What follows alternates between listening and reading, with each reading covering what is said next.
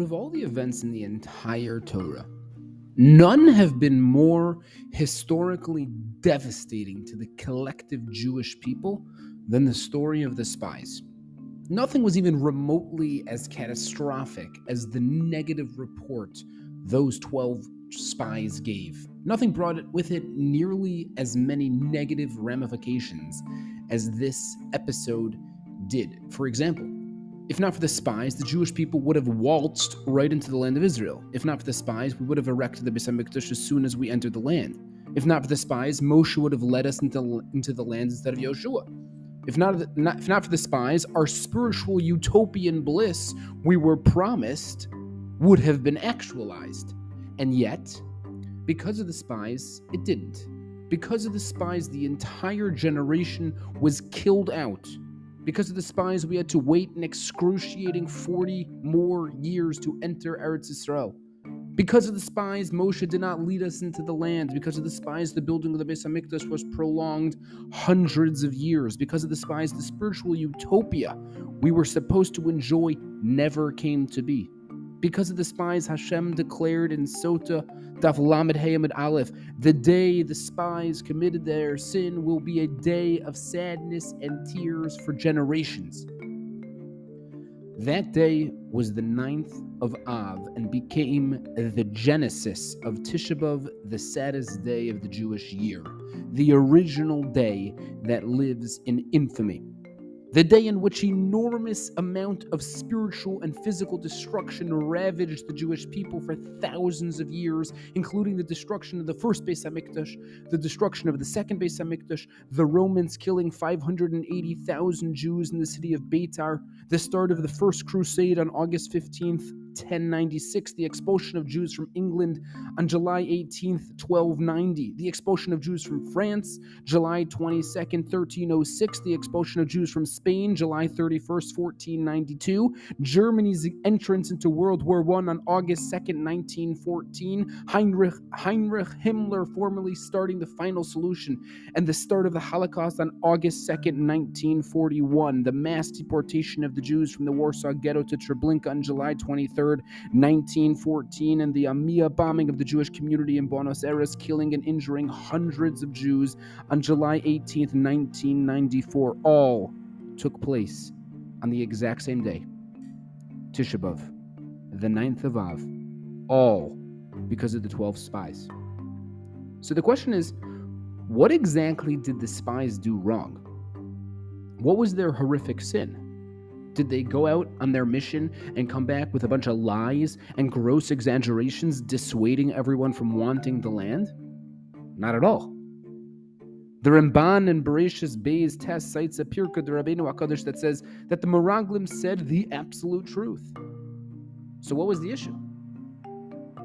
So the common explanation is that the spies stoked unnecessary fear in the eyes of the people and exclaimed that they were incapable of defeating the inhabitants of the land. They were too big, they were too strong. They overly stressed the fact that the land harbored dangerous and giant people when they should have been faithful in Hashem's protection, and that's why they were punished. Yet, there is an obvious issue with this explanation. How could these Jews, some of the greatest Jews who ever lived, honestly think that Hashem wasn't strong enough to wage war against the nations of the land? Didn't Hashem just a few months prior wipe out the entire Egyptian army and bring perhaps the mightiest empire in world history to its knees? Did he not just take an entire ocean and split it in half?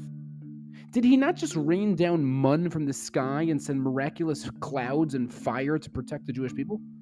Did he not just wage war against Amalek and send them flying? Wasn't Hashem's credibility established at this point? Wasn't his reputation as an all-powerful, all-encompassing, enormously mighty God proven at this point? How could they have possibly doubted Hashem? What exactly was going through their minds? So one of the Lubavitcher Rebbes offers an enlightening approach. He says, the spies were not afraid of the 7 nations inhabiting the land. There was no fear that the all-powerful Hashem would fail in his protection of them. The spies did not fear failure. The spies feared success. The spies saw in the land the exact opposite of what their existence was in the desert. They saw land that would need to be farmed and lakes that would need to be fished. They saw houses that needed to be built and fields that needed to be plowed. They saw an existence that in their mind cut God out. In the desert, their life was one enveloped in God in a literal sense, with Hashem feeding us with miraculous food and clothing us with miraculous clothing and quenching our thirst with miraculous water and protecting us with miraculous clouds, while the land was the diametrical opposite of that. Not that it was dangerous and uninhabitable. On the contrary, precisely because it was safe and inhabitable, because humans with their own hands could maintain a civilization on the land, the spies feared that God would be cut out. The spiritual rendezvous they were having with Hashem would come to an end. That was too much for the spies to handle. They told themselves, why go into this land when it is only a step down in our relationship with Hashem? Why promote a land that will do nothing but claw us away from the intimate relationship we have with God? Therefore, they convinced the nation that the land was too much for them. They convinced the people that the land was not the place they ought to be. But they made a grave mistake. What in their mind was perceived as a desire to remain close to Hashem was in reality a fear of having to maintain the relationship on their own. They wanted spirituality handed to them, and the land wouldn't do it, so they wanted out. This mentality was lethal and had to be uprooted. The very purpose of the Jewish people in this world is to inject holiness into the mundane, to develop a spiritual relationship with Hashem in a seemingly unspiritual world, to inculcate godliness into the fields, the forests, and the rivers flowing on this earth. Basking in a spiritual incubator does not accomplish that. Entering the land and spiritually developing it does. In Judaism, the number 7 is holy. Only after 7 days is an infant holy enough to get a bris milah. Or the 7th day of the week is Shabbos. The 7th year is Shemitah. After the 49th year is Yovel. The 7th month of the year, counting from Nisan, is the holy month of Tishrei, home of Rosh Hashanah, Yom Kippur, and Sukkot. The 7th month of the year, counting from Tishrei, is the holy month of Nisan, the month of our spiritual redemption, and Pesach. Sukkot is 7 days long, as is Pesach. There are 7 special fruits in the land of Israel. So following this pattern, it would make sense that the 7th word in the entire Torah is likewise holy. The 7th word in the Torah is the word haaretz, the land, the ground, the earth. Perhaps it is telling us that the land isn't a landscape waiting for us to build our materialistic temples on it. Rather, it is there waiting for us to sanctify it. It is the ultimate medium for spreading Hashem's glory. It is the place for us to plant our seeds of spirituality and have them grow across the globe. The world offers a never-ending tsunami of immorality and mundanity. It is the job of the Jew to inject it with holiness. Reb Hirsch explains, the Jewish nation is called a Memleches Kohanim, a kingdom of priests, which he explains to mean that what Kohanim are to the Jewish people, the Jews are to the rest of the world. We safeguard, we're the injectors of unadulterated holiness. I once had a fascinating conversation with a man named David Sachs. David Sachs is a famous movie and TV show writer living in Los Angeles who contributed to some of the most popular shows of all time. More importantly, he is an Orthodox Jew. And I asked him the following question. I said, why, in your opinion, are there so many Jews who succeed in Hollywood? In the movie, TV, and Broadway show business, virtually everywhere you look, you'll find Jews. The actor, the producer, the writer, the director. Why is that? He looked at me and he smiled and he gave me a pretty refreshingly sophisticated answer to this age-old question. He said, Jews have been around a long time. From the times of Avram in ancient Mesopotamia to the times of Moshe in the desert, from the times of Shlomo Melech to the times of the Jews in Iran and Iraq. We've lived in Italy and Spain, Germany and France, Morocco and Tunisia, from the Jews in Russia and Ukraine to the Jews in Canada and Greece and Bolivia.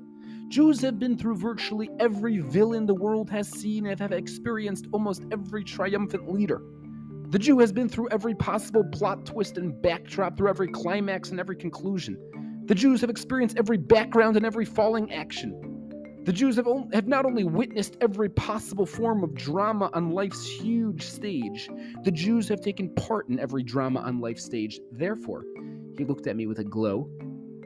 The Jew has developed an almost supernatural ability to tell stories, for the Jew has been there through the duration of life's stories. The Jew was there to teach history how to act. The Jew was there nurturing the world through its highs and through its lows. The Jew has been there as a shining light when the world got dark. The Jew, no matter where it was sent, went with the Torah clutched in his hand, ready to bring holiness to its new destination. Every Jew has a story to tell, for we are the safeguards of life's stories. We are living in a world scrambling for physicality. The Jew's job is to inject it with spirituality. The 12 spies were afraid of that. They lost out on the schus. It was our job then, and it remains our job now. The setting might be very different, but the mission is very much the same. Take an unholy world and make it holy.